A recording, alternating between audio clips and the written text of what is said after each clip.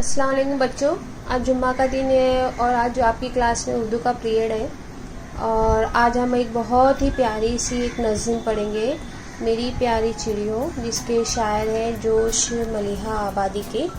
और इन शायर के बारे में जब आज जूम पर हम पढ़ाई करेंगे तब मैं आपको उनके बारे में उनकी थोड़ी सी जान पहचान दूंगी और पहली बात मेरी भी हम थोड़ी सी बातचीत करेंगे।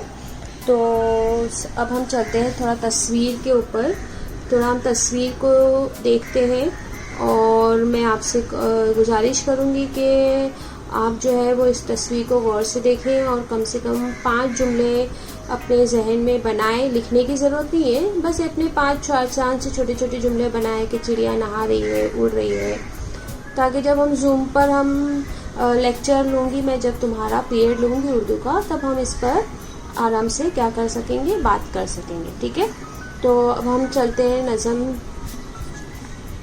के ऊपर, नज़म पर। तो नज़म है, महकते हुए फूल के पास आओ, लचकती हुई शाख पर बैठ जाओ। यहाँ पर शायर जोश मलिहा आबादी जो है वो चिड़ियों से बात कर रहे हैं। क्या कर रहे हैं? चिड़ियों से बात कर रहे हैं। क्या बात कर रहे हैं कि ऐ चिड़ियों, महकते हुए फूल के पास आओ, और कभी फूल के पास आओ, जैसे यहाँ पे फूल दिखाई दे रहे ना आपको, तो फूल के पास आओ, और कभी लचकती हुई जो शाखें जो होती है, शाख मतलब टहनी दरख्त की, उस पर क्या हो जाओ, बैठ जाओ। हवा में कभी उड़ के बाजू हिलाओ, कभी साफ चश्मे में गोते लगाओ। तो यहाँ पर देखो आपको दिखाई दे रहा है शायर क्या कर रहे हैं कि कभी उड़ के बाजू हिलाओ, मतलब ये जो पर हिलाती है ना चिड़िया, इसको कहते हैं बाजू हिलाओ। और कभी साफ चश्मे में, चश्मे यानी पानी का जो जमा हुआ पानी होता है ना, जो ज़मीन से निकलता है, उस पानी में क्या लगाओ, गोते लगाओ, मतलब डुबकी लगाओ। यूं ही प्यारी चिड़ियों अभी और गाओ, खुदक कर इधर से उधर दौड़ जाओ, चहक कर इधर से उधर पर हिलाओ। अब वो कह रहे हैं कि फुदक कर कभी यहाँ से यहाँ हो जाओ, कभी इधर से उधर जाओ, ये फुदक कर इधर आ जाओ, और कभी चहक कर क्या हिलाओ, पर हिलाओ। चमक कर कभी शाख पर चहचहाओ, उछल कर कभी नहर पर गुनगुनाओ। अब शायर कह रहे हैं कि कभी चहक कर शाख पर जाके बैठ जाओ, और वहाँ पर बैठकर जो है, जैसे यहाँ पर दिखाई दे रहा है देखो छोटा सा से में, तो वहाँ पर बैठ के चहचहाओ मतलब गाओ। चिड़िया जो चहचहाती है ना, चू चू चू चू करती है, वो चहचहाओ। तो कभी वहाँ से उछल कर क्या हो जाओ, नहर में आओ और गुनगुनाओ, यूं ही प्यारी चिड़ियों अभी और गाओ। कभी बर्ग ताज़ा को मुंह में दबाओ, कभी कुंज में बैठकर फड़फड़ाओ। तो यहाँ पर देखो एक चिड़िया के मुंह में एक पत्ता है, ठीक है, तो इसको बरगे ताज़ा कहते हैं। क्या कहते हैं इसको? बरगे ताज़ा। तो कभी बरगे ताज़ा को मुंह में दबाओ, कभी कुंज में बैठकर फड़फड़ाओ। तो कभी जो है वो दरख्तों के साए में बैठकर, कुंज मतलब दरख्त के साए में बैठकर फड़फड़ाओ। कभी घास में लौट कर दिल लुभाओ, कभी जाके बेलों को झुलाओ। कभी जो है अगर बेल लगी हुई है झाड़ पर तो उसको झूला, जो उसके ऊपर झूला जाके झूलो। कभी घास पर जो है वो लोट-पोट करो और उससे अपना दिल लुभाओ, दिल बहलाओ। मैं बेताब हूँ, मुझको जलवा दिखाओ, मैं गुमराह हूँ, मुझको रास्ता दिखाओ। यहाँ पे मतलब यह शायर क्या कह रहे हैं कि मैं बहुत ज़्यादा बेताब हूँ, बेचैन हूँ तुम्हारी ये सब हरकतें देखने के लिए, तुम्हारे गाने सुनने के लिए, तुम्हारी फड़फड़ाहट देखने के लिए, और तुम्हारे जो है वो गुनगुनाहट सुनने के लिए मैं क्या हूँ, बेताब हूँ, बेचैन हूँ, और मैं गुमराह हूँ, मैं रास्ता भटक गया हूँ, मुझे रास्ता बताओ। न झिझको न सिमटो न कुछ खौफ खाओ, मेरे पास आओ, मेरे पास आओ। वो जैसे छोटे छोटे परिंदे जो होते हैं, वो या कोई भी परिंदा हो, वो जब हम उसके सामने जाते तो क्या करते हैं, फौरन उड़ जाते हैं। तो यहाँ पे शायर कह रहा है कि तुम मुझसे झिझको मत और ना ही मुझसे खौफ खाओ, यानी मुझसे ना डरो, मेरे पास आओ, मेरे पास आओ, यूं ही प्यारी चिड़ियों अभी और गाओ। तो इस तरह से इस नज़्म में शायर ने जो है वो चिड़ियों को मुखातिब किया, चिड़ियों से बात की है। तो अब हम देखते हैं कि इस नज़्म में नए अल्फाज क्या क्या आए हैं।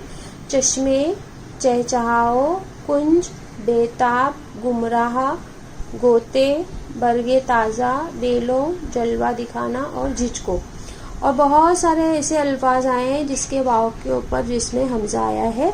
तो वो क्या है, आओ, जाओ, लगाओ, हिलाओ, गाओ, गुनगुनाओ, दबाओ, लुभाओ, चहचहाओ, दिखाओ, बताओ, फड़फड़ाओ, खाओ, आओ और बनाओ। ठीक है, ये नए अल्फाज आए हैं। अब इनमें आपको करना क्या है, इन अल्फाज को देखकर आपको इन सवालों के जवाब लिखना है। जैसे दिए गए हुर्फ में हुर्फ सही और हुर्फ इल्लत अलग करके लिखिए। जब पिछली जुम्मा को हमारा उर्दू का पीरियड हुआ था तो उसमें हमने हुर्फ इल्लत और हुर्फ सही अलग करके लिखना सीखे थे, इस तरह से ना। तो यहाँ पर भी आपको क्या करना है, अल्फाज लिखना है और हुर्फ सही और हुर्फ इल्लत जो है वो अलग करके आपको लिखना है। जैसे इस तरह से झिझको, बेताब, गौते, इसमें से क्या हुर्फ इल्लत है और क्या हुर्फ सही है, ये तुमको अलग करके लिखना है। जब हम जूम पे लेक्चर करेंगे तो मैं आपको और अच्छे से इसमें समझा दूंगी। वैसे आप लोग कर लोगे, मुझे इंशाल्लाह इस चीज़ का पता है। आपको मायने लिखना है। 4 लफ्ज़ दे रही हूँ, बर्ग, कुंज, जलवा दिखाना और गुमराह। तो इसमें भी आपको घबराने की ज़रूरत नहीं है। ये चारों अल्फाज के मायने किताब में यहाँ पर दिए हुए हैं, आपको देखकर जवाब लिखने हैं। फिर तीसरा है कि नज़्म में आए, आओ, जाओ जैसे अल्फाज की फहरिस्त दी गई है, इन सब को हुर्फ तहज्जी की तरतीब में लिखना है। जैसे हुर्फ तहज्जी आपको मालूम है, अलीफ, बे, पे, ते, से, जीम है, दाल, ये सब क्या है, हुर्फ तहज्जी है। तो यहाँ पर जो ये अल्फाज आए हैं उनको आपको हुर्फ तहज्जी में लिखना है। जैसे पहले क्या आएगा, अलीफ वाला आएगा, तो आओ। अलिफ के क्या बाद आता है, बे आता है। तो बे वाला लफ्ज़ कहाँ है, बे वाला लफ्ज़ है ये।